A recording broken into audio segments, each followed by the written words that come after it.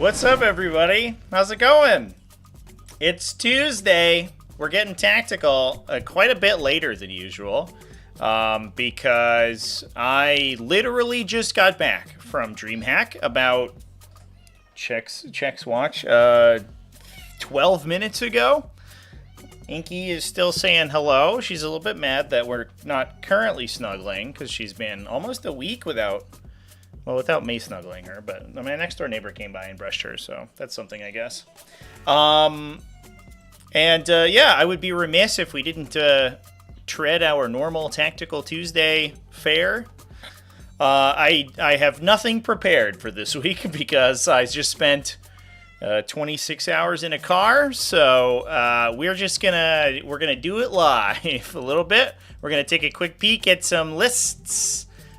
From the undefeated lists from recent events, from larger events, kind of like old school stuff.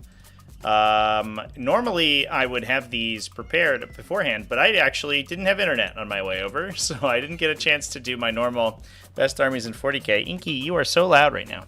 Come here. Oh, come visit me. Yeah. Oh, there you are. Oh, hi, kitty. Yeah. I literally, my lights are still packed away. I don't even have my lighting equipment out right now. That's how quickly I wanted to get on the camera and talk to everybody. All LDR? What is LDR? Am I an idiot? Am I a stupid idiot? LDR. I'm too tired for that, I guess, apparently. Heavy Eldar, like Eldar with wraiths and stuff. That's cool. That's kind of cool and fun.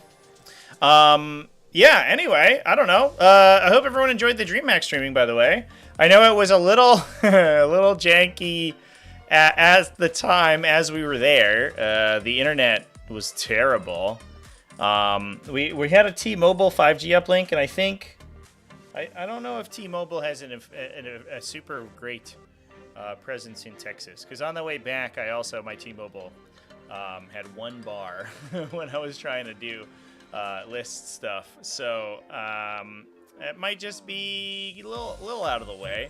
Unfortunately, we didn't have any Wi-Fi or Ethernet connections from the venue, so it was a little bit awkward. But as far as I know, besides some copyright stuff, because there was some music playing in the hall, all the VODs just got uploaded normally. So I believe that it was study day of, but I went back and I took a peek at the VODs, and it looks like the games came out just fine. So hope everybody enjoyed that.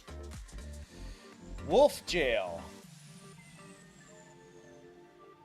Yeah, is it Land Draider Redeemer? Dreadnought Wolf Jail. Ooh, that's sweet. All right.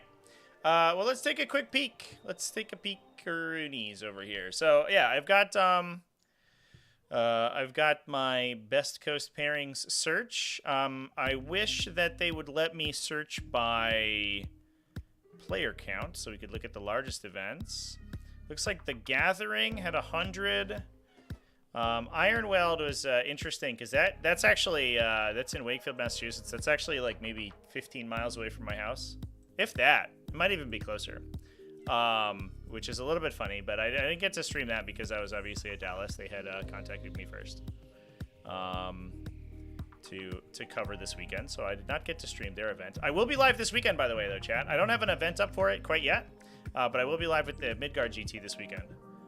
So if you watched the last Midgard GT, it was probably, in terms of like a game quality standpoint, probably one of the best events that I've ever streamed. And it's going to be the same group of people. And if we didn't catch them on stream this weekend, but a lot of the folks from the Midwest, United Midwest Project are going to be there playing because they're from sort of the area. This is a team event. What? Okay. Is it really? That's so interesting. 20 teams of 5. Huh. Okay. Well, I guess that the stat... No, this is online, right? Oh, I didn't exclude online lists. That's what's going on. Man.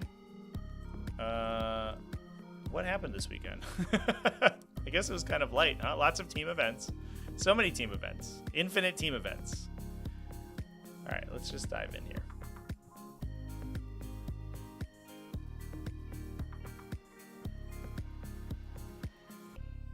Oh, it was Land Raider Redeemer. Okay, yeah, LRR. That'd be the Land Raider Redeemer. I get it. I'm picking up what you're putting down. It's like a drow thing. The Land Raider Redeemer. Oh, Frankie over here. So this is Southcon in New Zealand. By the way, if you've watched T5S2 coverage at all, Frankie is is constantly showing up right now. He's been absolutely killing it this season. Been pushing super duper hard. I have to do a T5S2 rankings update, but the season is closing out this month. It hasn't been announced officially yet, but it's gonna be the 24th. Is gonna be the last day of scores. And I don't know if he's gonna be in there, but I hope he is because he's a sweetheart. Running a Vanguard Spearhead, that's super cool. It's too bad he got 20 out, I guess, in one game.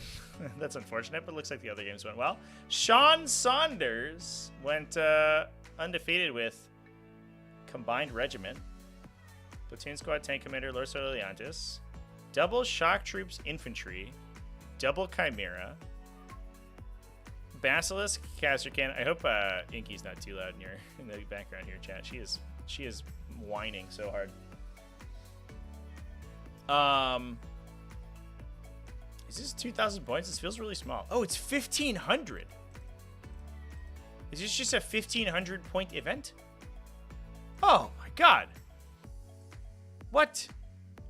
Oh, okay. That's bizarre. All right, well, you know, I was like, this feels really light, but it turns out that makes total sense. I'm glad that my my instincts are correct there. All right, well, little tiny baby event. So one Demolisher plus the Tank Commander plus a Rogaldorn is basically the heart of the list, plus a Basilisk, and then support stuff in a Caster Squad. I don't know, it seems pretty straightforward. I could imagine that at a smaller points level, when you can't sort of either split the attention of the Leman Russ or focus fire your own shots into the Leman Russ as much as you could with 2,000 points. The Leman Russ and the Rogaldorns actually get really stupid hard to kill. So yeah,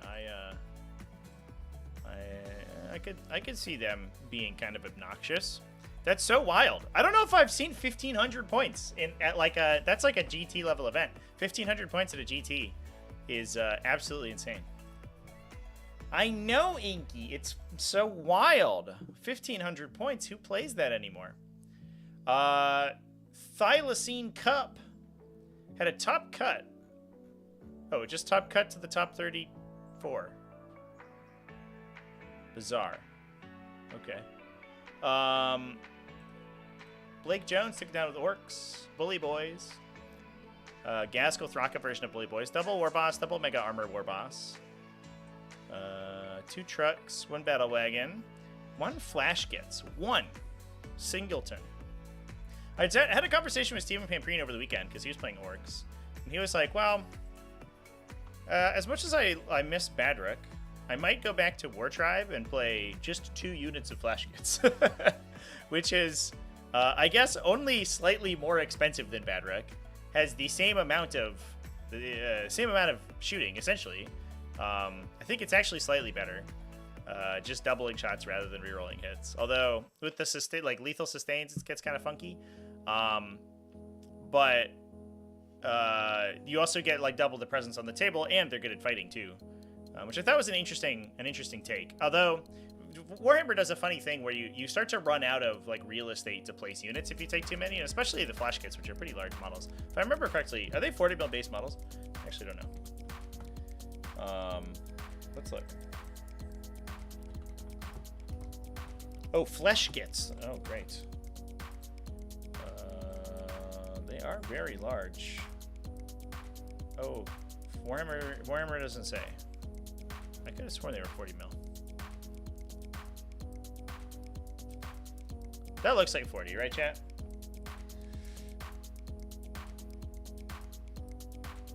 It's free real estate. Well, if you're disembarking a transport, it is, basically. It's kind of what it feels like sometimes. Is my microphone quiet, chat? I'm gonna turn it up a little bit. Looks like it's a little quiet. Everything has been reset after the streams this weekend, so all my settings have been wiped. 2 Gretchen, triple Mega Knobs. So there's only 2 Mega War Bosses, but still 3 Mega Knobs. So I get confused week to week. I can't tell if Admecha straight bad or borderline bad / middling. That's such an interesting question. First of all, thank you for the super chat. Appreciate you. New Digital Blue. I think it's the case for several factions that... I think that there are very few factions in the game right now, and credit to the dev team because they've kind of they've guided us to this point. I think there are very few factions in the game right now that are straight unplayable trash.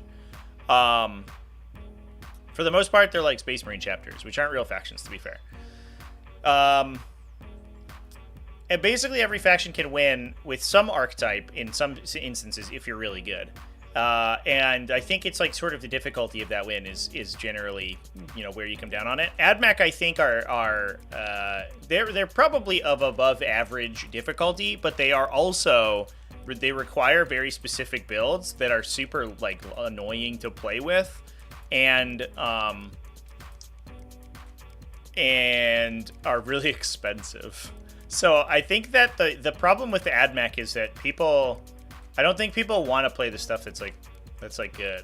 I think the same thing can be said of like Tyranids, for example, where they have like 1 or 2 sort of list archetypes where, you know, you focus on very specific units and unit combinations and you spam them because their stuff's really cheap. But people don't actually want to do that, so it drags the win rate down. I definitely don't think that Adeptus Mechanicus are good. I'm not going to come out here and tell you that I think Adeptus Mechanicus are like a top tier faction. I definitely think that they are struggling right now. But like every faction, I don't think it's impossible to win with them. Deathwatch is crying. Yeah. I'm on a Deathwatch kick right now, chat, and holy shit, is it brutal. I think I might... I released a video on Deathwatch, the Patreon video that YouTube channel members got last week. And I've played a game with that list since. I think the list that I made is utter trash. But I think that there's a version in there that's okay. But I think that you basically have to leave as much of the Deathwatch stuff behind as you can. Because the Deathwatch core units are just atrociously bad. They're so terrible. And it makes me very sad. It makes me sad and angry that they have constructed a faction that is, at least in the current state of 40k, basically just untenable. Like, it doesn't do anything. All of its units are poorly constructed. But again, it's only a sub-faction. It's not a whole faction. So it's not like, it's not to the same level, right? As if Adeptus Mechanicus was as bad as Deathwatch is, that would be a real travesty. But at least Deathwatch players can leave all of their kill teams at home and just play Land Raider Redeemers and stuff. Like, you can take a Watchmaster and then make the rest of your army like Gladiator Lancers and Repulsor Executioners, and you're just playing Ironstorm, but instead of gaining CP, you have 2 Vects. And that's cool. You know? I don't know. Data Slate rules update happening this weekend? When was the last one? I don't think so, right? We got it like first week of April. When was it dated? This weekend it sounds extremely optimistic.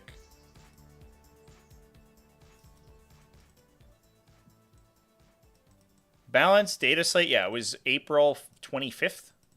Yeah, I would not expect it for at least another, I don't know, month, probably.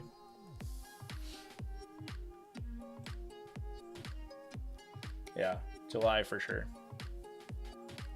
Ironstorm, Deathwatch, 3 Executioners. Yeah. Like you can make Space Marines work almost regardless of what you take. It's just a question of whether like it captures the flavor that you want. And in the video that I made, I was challenging myself to take like a majority Deathwatch unit, but holy crap, are they terrible. I think that the Proteus kill team, first of all, needs like a 90-point reduction. It's ludicrously overcosted. But also, it makes a really good Fire Discipline combo. And I think you can play that. I like the Proteus kill team, actually. I don't know if I like anything else in that faction, but I do like the one Proteus skill team. Deathwatch veterans are like, they're okay. The amount of damage in Daka they have for pretty cheap is good, but it's like they're split. Their units are always both melee and shooting and not focused on one or the other, which makes them kind of terrible. So I don't know if I would take too many of them, but I don't know. One kill team's all right. Oh yeah, new cards.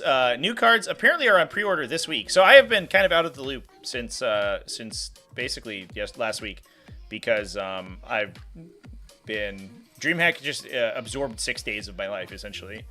But apparently the cards are on pre-order, and so we should get like spoilers within a week or so, which is kind of nutty. That came out of nowhere, to be honest. That's exciting though. Like whole new freaking competitive play season. Jesus Christ! All right. That's cool. That is probably going to be more transformationally impactful than a new data set update. I'm calling it now, chat. Cards are going to be more impactful than new data slate for sure. 100%. Hundy peas. All right, we got Mega Knobs. So it's 2 Mega Knobs for the going back to this list, by the way. It's 2 Mega Knobs for the Mega Knob bosses, and then Power Claw unit for Gaskell, because Gaskell gives them his wound rerolls, right? So they doesn't need the twin linked that the Kill Sauce have. So you also get the Shuda, which is nice, I guess, but not the greatest thing in the world. 15 knobs for the regular war bosses, some Storm Boys, pretty standard stuff. That 5 flash kits is really interesting. I wonder, so like the awkward thing about the Bully Boys is that you're like when you WA is so incredibly important, because you never want to WA. You never want to give the full army WA if you're only committing the little dudes. And I wonder if having units that can just range out and like deal with utility units without having to commit like big units of Ork Boys or whatever, and potentially wasting your WA early is a big part of the arithmetic. We saw a lot of these Bully Boys lists that were running like 30 boys in units of 10, and they would just like throw them out of trucks to kill like 10 cultists or whatever, the stuff that was going to screen out their Mega Knobs. And then they would hold their WA for like really late in the game, and then they would get like rounds 3, 4, or 4 or 5 with the WA active, which is kind of nutty when you think about it. But the longer you can hold your WA, in my opinion, for Orcs, the better. If you get a really, really good late game WA, it's like backbreaking sometimes.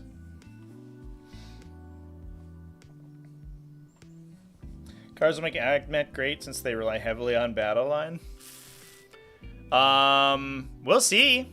I mean, I don't know. Ooh! So we just talked about Orcs. We'll take a quick peek at this Orcs. Oh, it's a Dread Mob! Dude, every week there's one of these events, and today it is Viking Games, the Battle for Vanheim.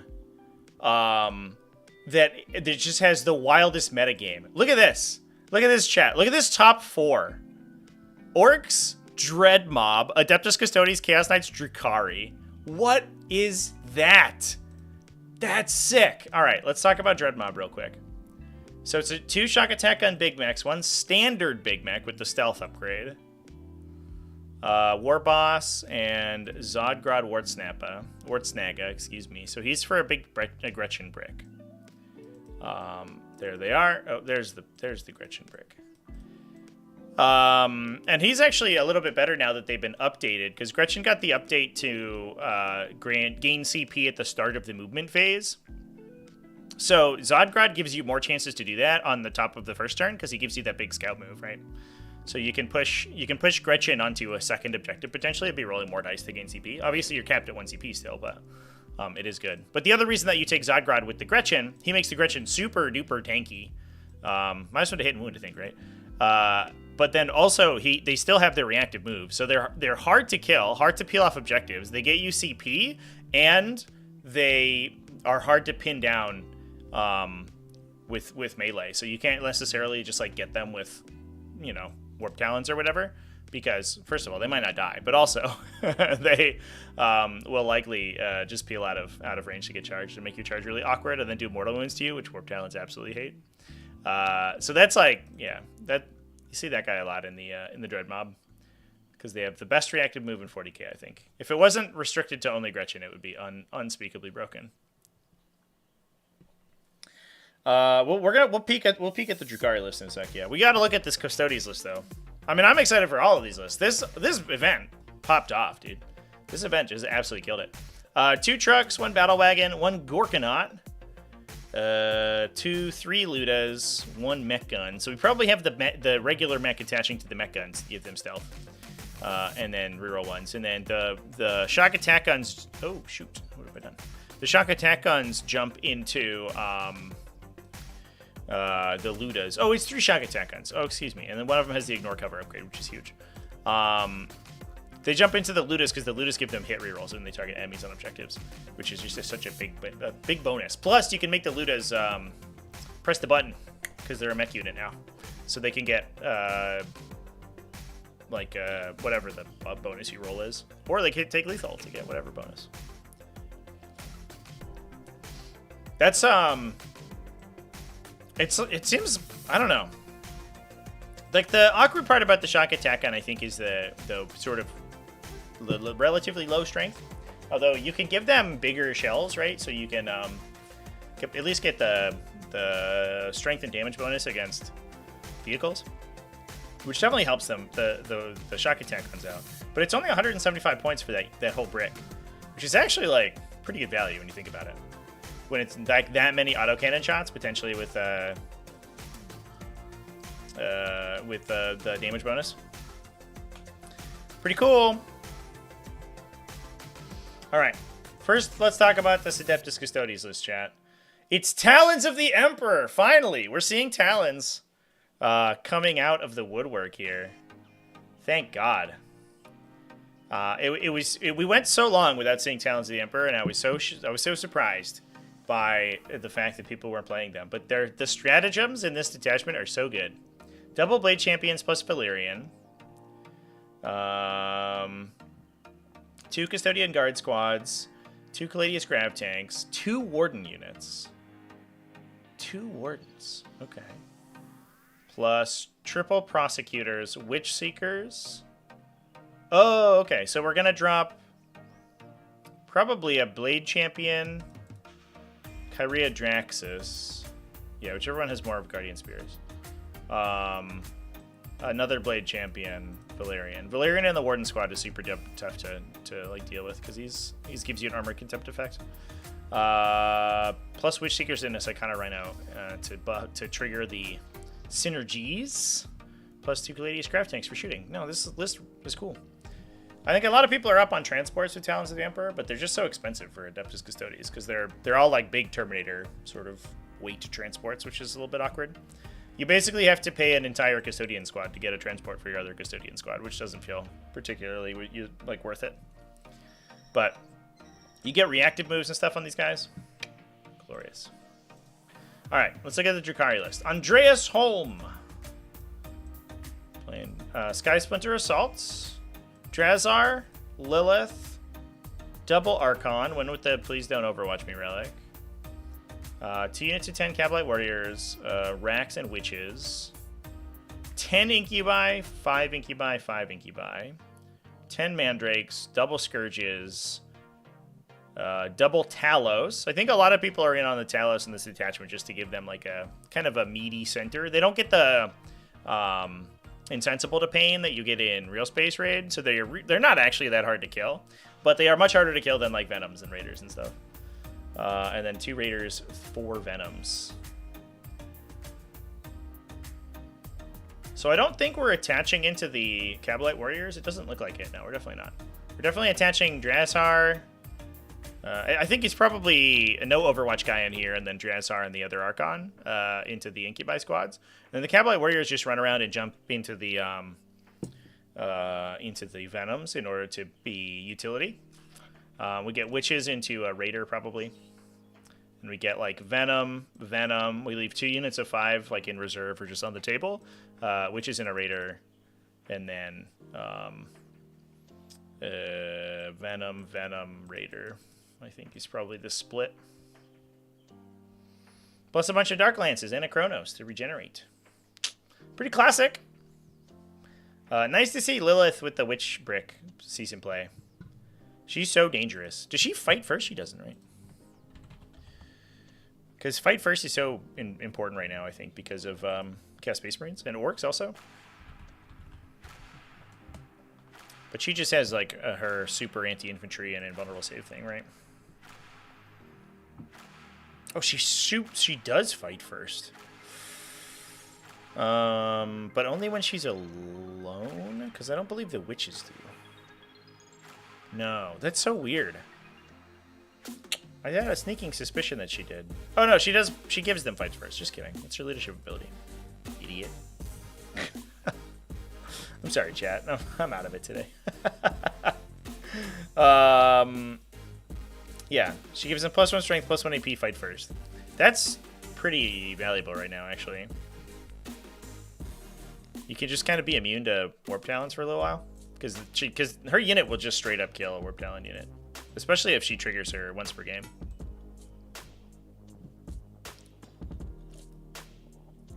We're on Best Coast pairings today, chat. For the lists. We literally just talked about National Military list that one. It was 1,500 points though. It was a little small. All right, what did people want to take a look at? Drukhari Heavy. Well, let's take a peek at Ironweld. Oh, Buggy or GT. Samuel Pope does it again, chat. Samuel Pope does it again with Invasion Fleet this time. This man is doing the rounds of every single Tyranid detachment. I played him playing Synaptic Nexus 2 weeks ago. And then he won Dallas Open with Unending Swarm, and now he's back to Invasion Fleet. Crusher Stampede is next. Mark my words. He's going to play Crusher Stampede next. He's going to pull a Larry Oliver, just kill people with like triple Haru Spexes from nowhere. Running Turvagon, Winged Hive Tyrant, 3x20 Termagants. Hot diggity damn. This man, he just doesn't know how not to play Unending Swarm. It says Invasion Fleet here, but every list he makes is Unending Swarm.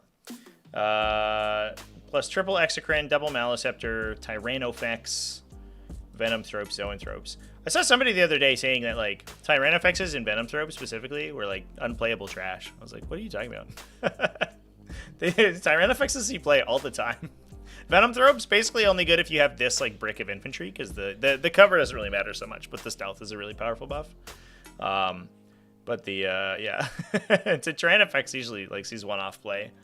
Either with the acid spray or the rupture cannon. One interesting thing is that a lot of people are on like really heavy, high impact, like low volume anti-armor shooting. Specifically, Ironstorm Spearhead loves to take that. And the Tyrannofex having a damage blank once per game, you would think is kind of terrible. Because I think at the beginning of the edition, everyone was shooting like 1 trillion shots that were all really high value, but not really so much anymore.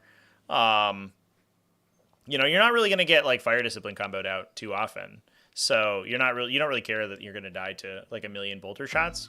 You're mostly worried about taking like 1 Gladiator Lancer to the face, and the Tyrannofex just like wins that trade. Because the Gladiator Lancer's like, I converted 2, you save 1, blank the other 1, hit me back for 1, I shoot you, 1 goes through maybe, and then you kill me. But it's like an attritional piece, which is a little bit weird. I think it plays different than most other like anti-tank shooting does.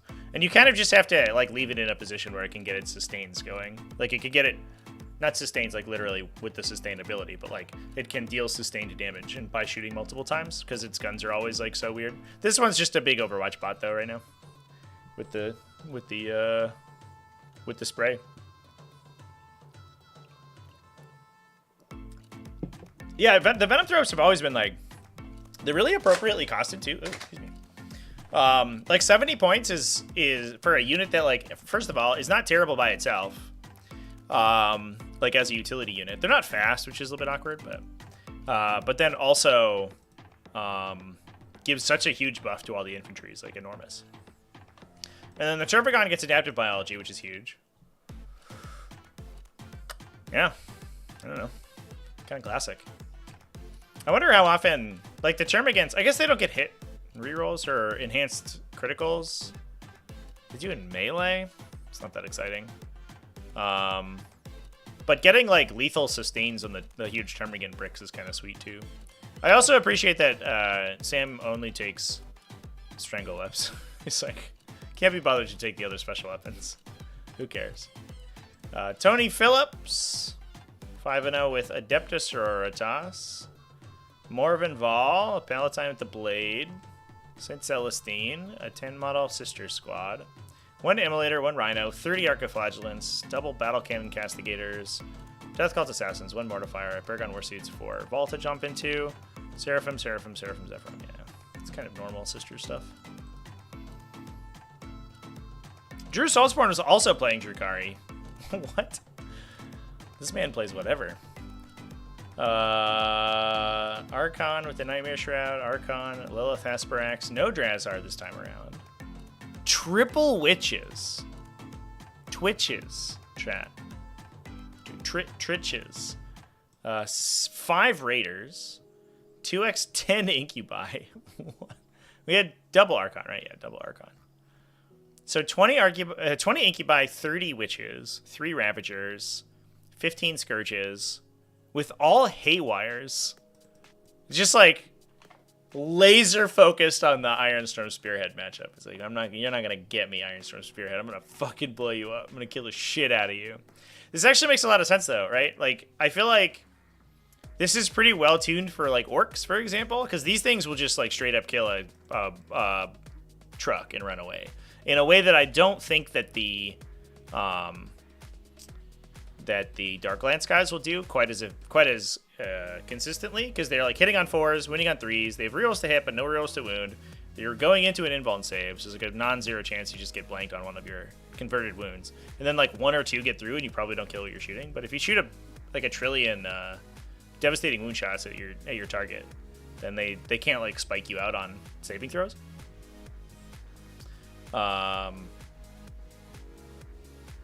So yeah, I don't know, seems good. And then you get to run away. Plus we have a Talos with another Haywire Blaster.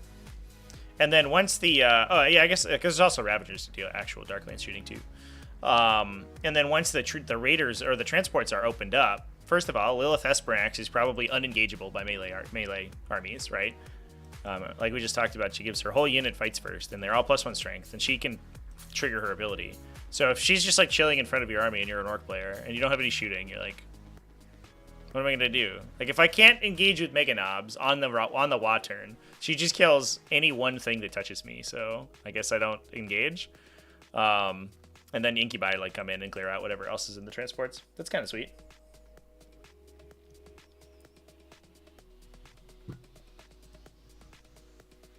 Are the Drukhari Haywires not devastating wounds? They are, right? Yeah, they are.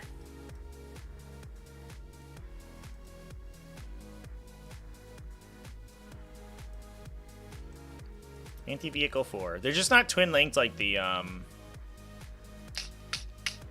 Talos one is. And I guess you have to convert like 4 to kill most like APCs, which isn't that bad. You're shooting 8 shots. You should hit 6. I guess it's not like super high reliability that you do 12 damage in one shot, but you're probably close enough that one Darklance, like one converted Darklance, kills whatever you're shooting at.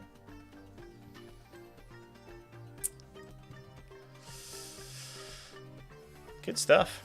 All right. Bug Eater GT, the one that everybody wanted to talk about. Ooh, spicy top 3 here. James Kelling, undefeated with Aeldari. All right. What kind of Aeldari is it today, chat? An Autarch Wayleaper for CP regen, an Avatar of Cain, a Fate's Messenger Death Jester. Where did this guy go, by the way? After they changed Fate's Messenger, I was like, well, everyone's going to take the Spirit Seer out of their list, and they're going to Windmill Slam the stupid Death Jester in there. And he's going to be the only... He's going to be just rocking Fate's Messenger every time. No big deal. And just doing the same wombo combo he used to do, where he was like either flip to a Devastating Wound or flip to a Sustain 3 on his gun every single time. And then everyone just cut him. Nobody took him anymore. I was like, where did that guy go?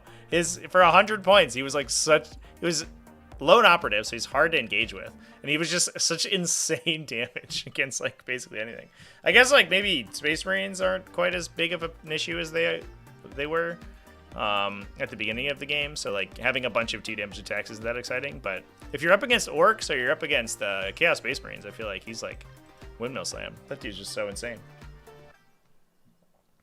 Farseer, Fuegan, Karandros, Guardian Defender unit. Get some Miracle Dice back. A Dire Avenger squad, double Falcon, Shroud Runners, double Sky Weavers, Striking Scorpions, 2 Decan support platforms, Swooping Hawks.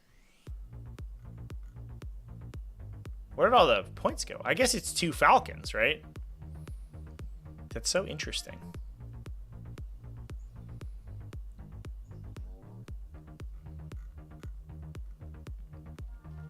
What are we falconing? There are no there are no Meltagun guys, right? No Fire Dragons. Is it actually the Guardian Defenders? No, they can't go in the Falcon. They're too big. So it's Dire Avengers, I guess, which I think are like rending. Actually, it's been a hot minute since I've seen Dire Avengers on the table. Since that time, that guy ran every single Phoenix Lord. No, they're just guys. Interesting.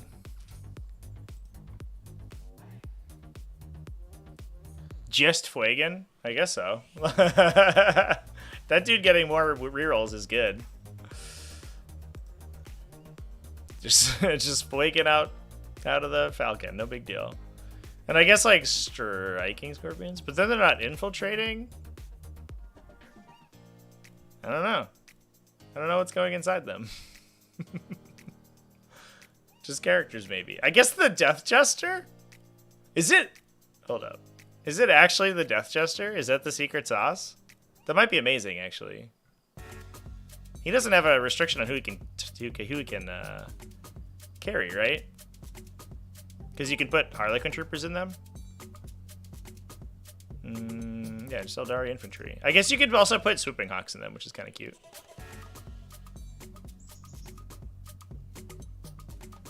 Oh, he also gives... Oh, he gives melee wound rerolls. I remember. Yeah, so he's actually also good with the melee stuff. So it might unironically be Striking Scorpions, too. Because they have the one version of fire support that's worded slightly differently, and is like strictly better. We had a whole conversation about it, and I had a rant. All right, fair enough. But then also, where'd that stupid Death Jester go? You could fire support this dude. He's got devastating wounds, so he already likes fire support, and then you could give sustain 3. And he guarantees 1 sustain, so he's probably in for 6 hits, right? And then you're wound rerolling for devastating. So he basically is just like a little mini Kyria Draxus. You're like hitting 6 times and rerolling everything, so you're probably in for between 4 and 6 devastating damage.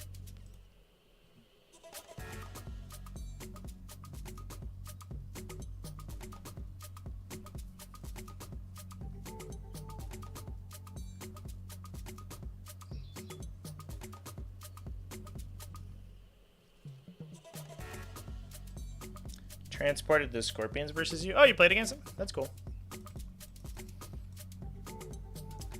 Yeah, I guess like they also have devastating because of the Mana Blasters, right? So getting wound rerolls on those guys also definitely helps. Man, fire support with a melee attack is like it just totally changes how that transport can be used. It's so insane. Why are they like this, chat? So Candyman gives you +1 to hit. Plus he gets 1,000,000 sustains. Plus he's devastating against anything that isn't Titanic. Does he have the special ones still, or is he the same as everyone else?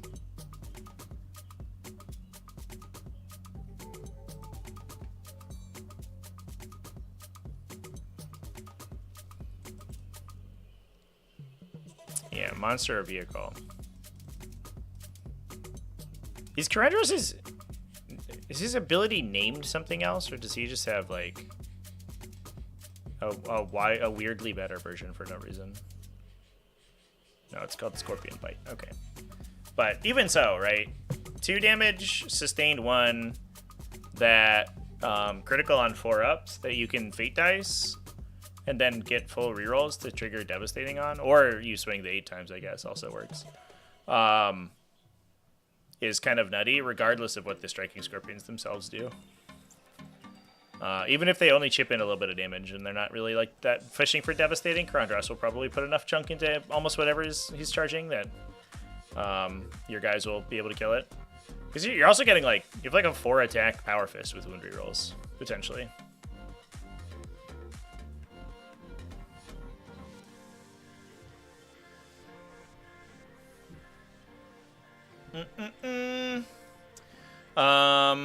Cool army.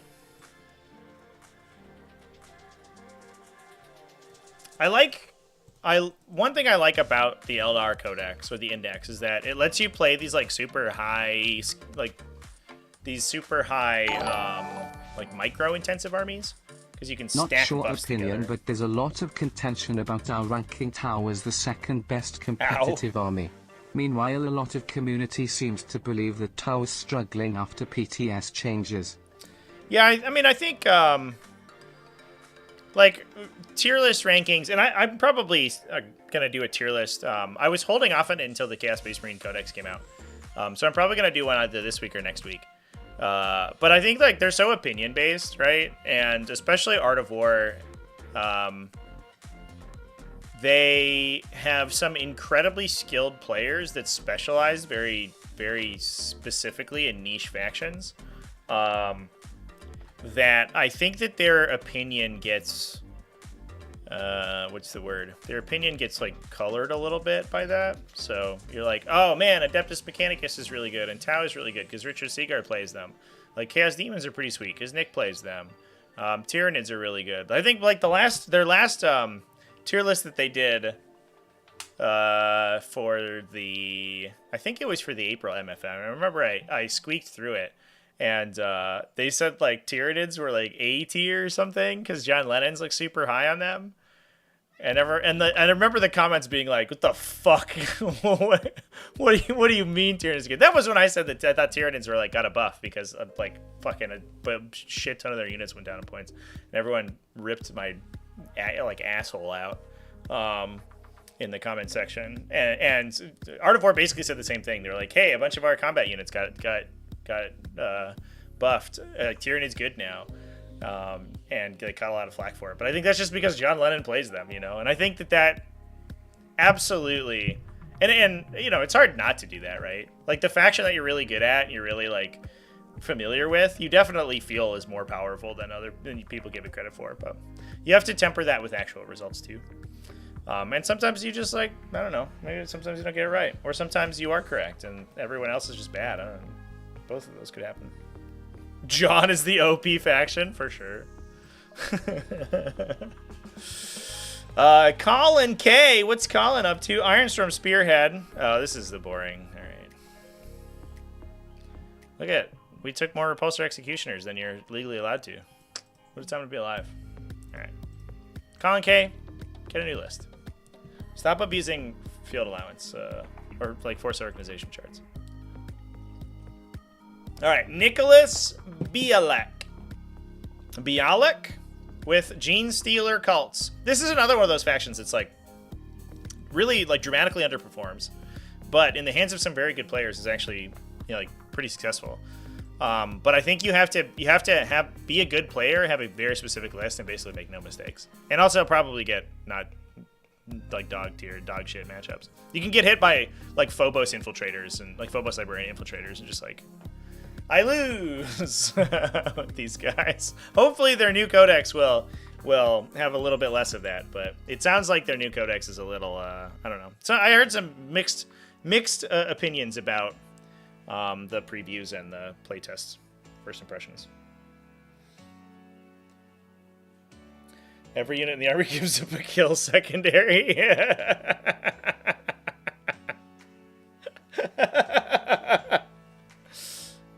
What's the secondary? There needs to be a new secondary that you can stack with Bring It Down that gives you 5 points every time you kill an Executioner. Specifically Executioners. That should be that's the next one. Hi, Inky. Oh, you giving me kisses? Yeah, you're a cutie pie.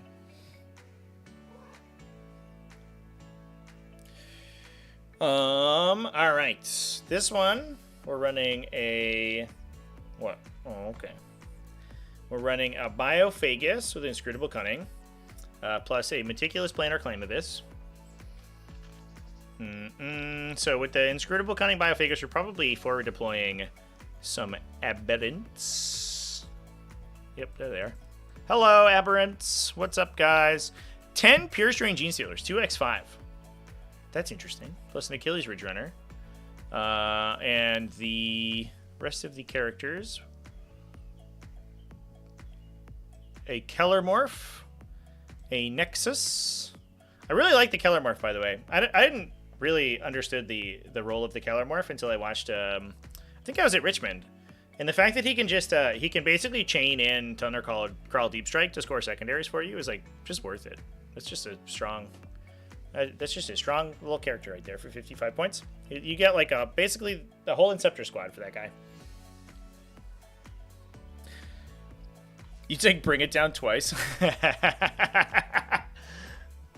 going to take Fixed. I'm just going to take 2 of the same secondary. Is that like an Airbud situation? Like, rules don't say you can't?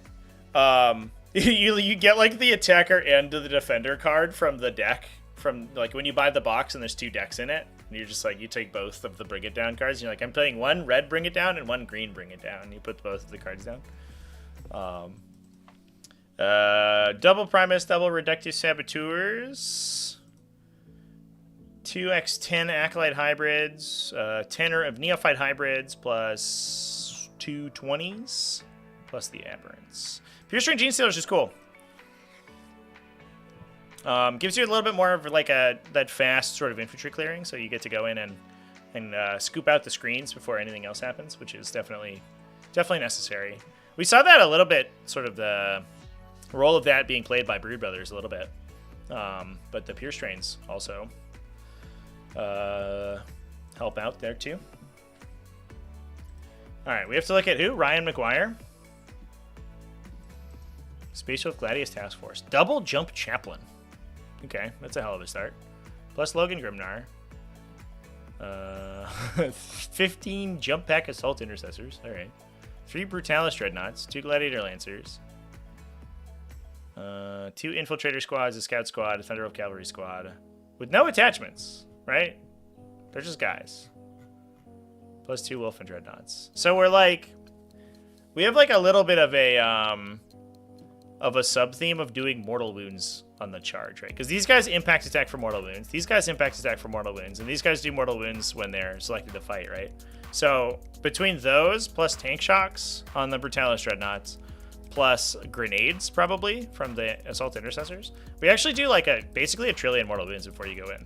So this whole army is basically just killing you before it rolls any attacks, which is kind of sweet.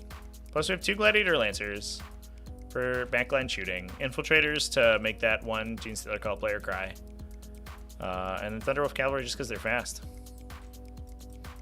Wolf and Dreadnoughts because they're, I don't know, the most hilarious thing in the world.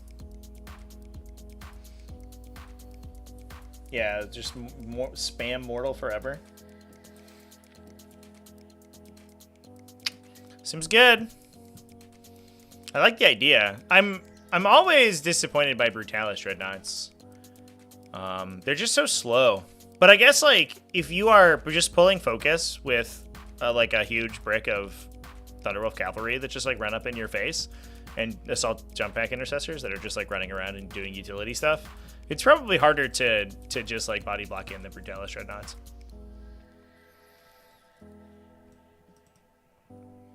Like, you're engaging with the faster stuff a turn earlier, and then you're sort of, like, wave 2ing with the Brutalis, and then you have the Wolf and Dreadnoughts to bring up the rear, potentially.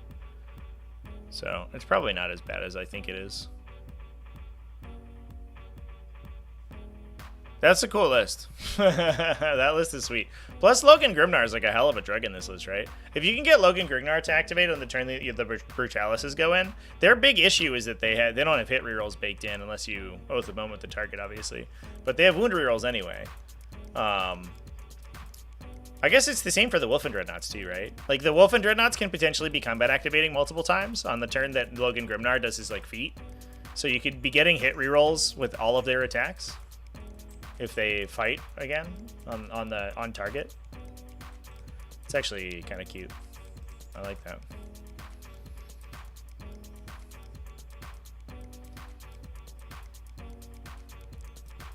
A little bit of Ultramarine action in an Ironstorm Spearhead. Marnius Caligar. Plus a Master of Machine War, Combi Lieutenant, Target Augury Web Tech Marine. One company hero unit for Marnius Caligar to jump into because he's the Chapter Master. Gladiator Reaper, Double Redemptor, Triple Repulsor Executioner, Triple Scouts Calidus. Alright. It's kind of standard stuff, but we do get a little bit of Marnius Caligar inclusion there, which is cool. Also, Double Redemptor Dreadnoughts, but no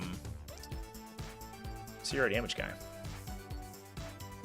They're kind of like the brick, right? You want those guys to forward, and then your opponent like overcommits to kill them, and the Repulsor Executioners and Marnius Caligar sweep them, basically.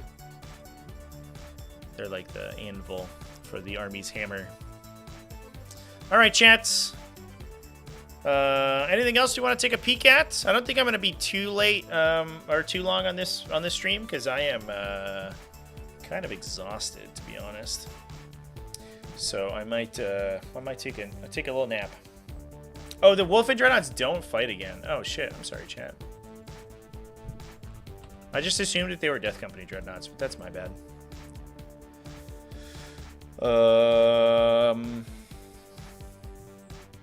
I don't seem to have them.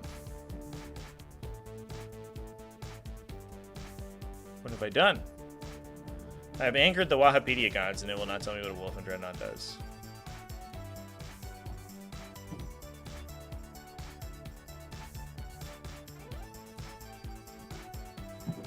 Have I never seen a Wolfen Dreadnought? Oh, they also do charge mortal wounds. Okay. No, I get it. Sorry. Yeah, I just totally conflated them with Murder Fang. Yeah. Mistakes were made. That's mea culpa. That's adorable, actually. Like every melee unit in the army does mortal wounds on the charge. Let's go. Except for the Thunderwolf Cavalry, I guess. But who needs it? They're just there to like soak fire for the actual hard to kill guys. Adorable. Which flavor of Ironstorm is my favorite? I mean, I like the Repulsor Executioner list. As much as I just ragged on the Repulsor Executioner one, I think I like that one because I think big tanks are cool. I like the big laser gun. Pew pew laser. Yeah, I like that one. The Dark Angels one's like kind of whatever. I sort of wish, and there's like I don't know. I wish there was more of an MSU you could build with it. It feels like you just take all the big tanks forever and then call it a day. Which I guess is fair, but I sort of wish that there was like a land speeder build still. Like old school Salamanders had. That would be pretty sweet, in my opinion. Probably very strong too. Skari won a GT. Drukhari as well. Man, Drukhari kind of killed it this week, actually. Way to go, Drukhari.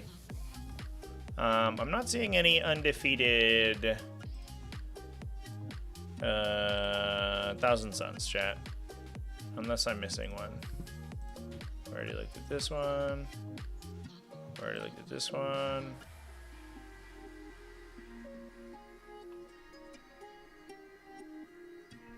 Can I get Skari? It's not a Grey Knights.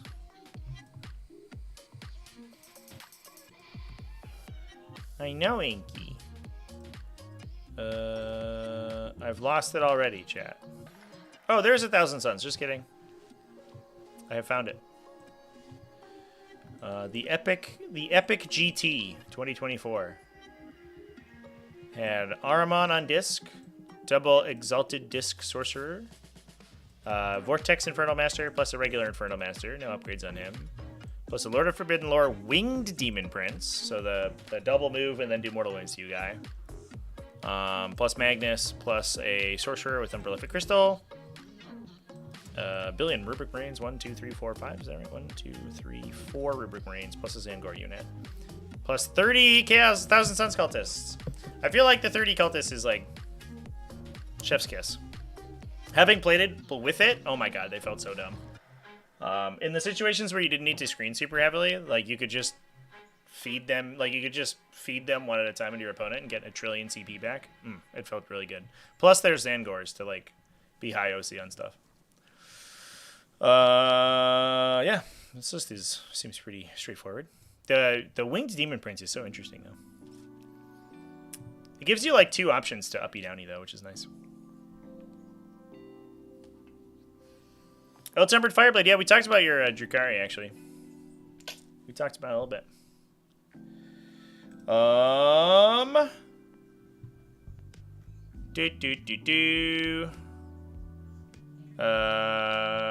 Where was it? Okay, here we go. Yeah, the Ontario League Invitational.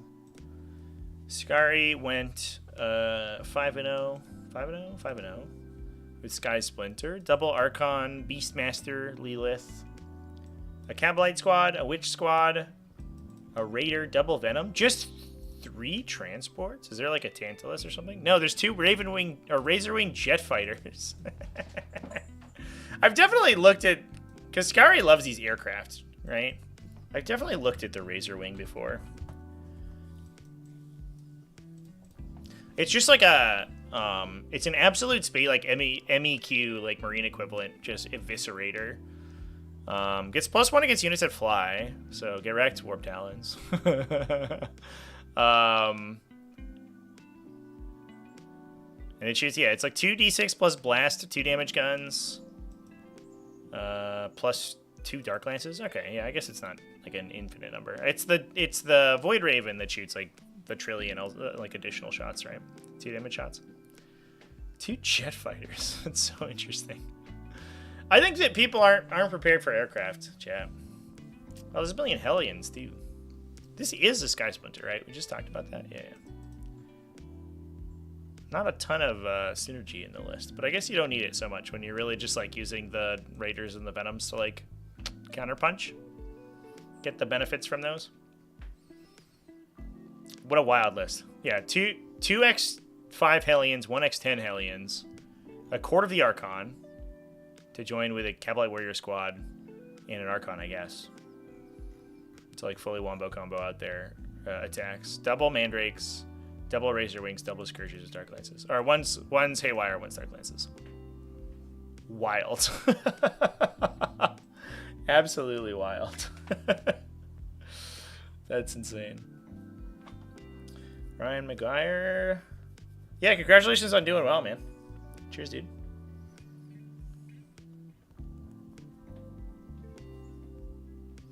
Johnny Mars debating on whether doing an Iron Storm or a Templars Iron Storm. Do I think Helbrecht and Sword Brethren with Lieutenant and a Redeemer is a good idea? Always.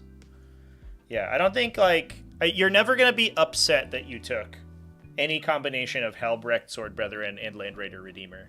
That's a combination of 3 really, really good options. The Lieutenant like is good because he combos well with Helbrecht. So like I guess he's fine. I don't know if you necessarily need him, but he's probably pretty solid. You could also, I think you can get sustained lethal in melee with him, right? On 5-ups, because you can mercy as weakness, I believe, if you've like shot them with the Redeemer already. That works in melee, right? I'm not crazy. It just doesn't automatically 5-up critical unless you're a vehicle. I'm gonna fact check myself here, chat. Yeah. Okay. Yeah, I'm glad I remembered the combo.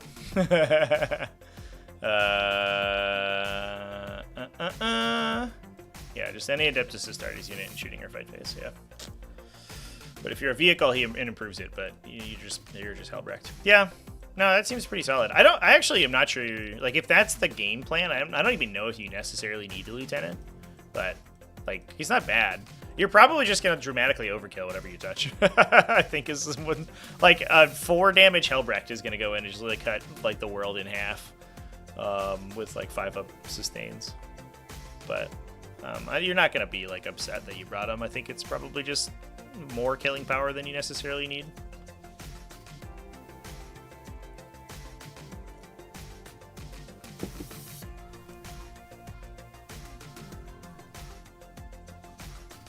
Yeah, the fallback in charge is good. I always forget he has that. But I also, usually whatever that unit touches, or like whenever that unit engages into my opponent, it just dies immediately afterwards. So, whatever the lieutenant unit is. Oh, chat. All right, I'm wiped. I think I'm going to go ahead and call things there. Did I review BAO last week? Yeah. I don't think I talked about the Votan list because I just like literally, it was in my notes and I skipped it when I recorded my video. But I linked it in the video description. But I did talk about the Chaos Space Marine list that did well. Because I think it had a brick of 4 Obliterators, which you can't do anymore, which I remember noting specifically.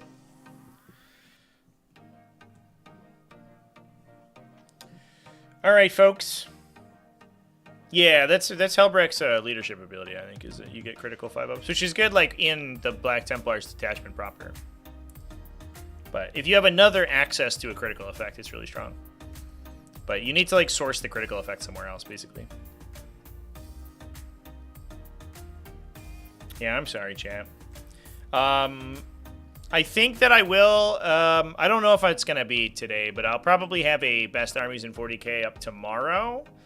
About this week, because I tried to do it on Sunday and the hotel I booked, its internet was down and my phone was out of network, so I didn't have internet like at all on Sunday, so I didn't get to do Best Armies in 40K. So I'll probably do it between tonight and tomorrow.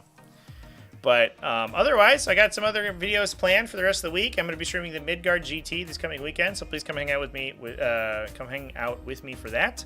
And if you haven't yet, go watch all the DreamHack games because all the games are super sweet. It was an incredible amount of effort from all the DreamHack folks to get that put together. Big thanks to Army Painter and National Tabletop League for helping me get out there because it was a pretty penny to travel out to Dallas. So I really appreciate those guys, and thanks to everybody who dropped like channel memberships and super chats over the course of the weekend because that helped a little bit too. Yeah. Anyway, I'm gonna take a nap. So cheers, everybody. Remember to keep it classy, folks. Have happy wargaming. Do all that stuff, and I will see you probably pretty shortly. Cheers.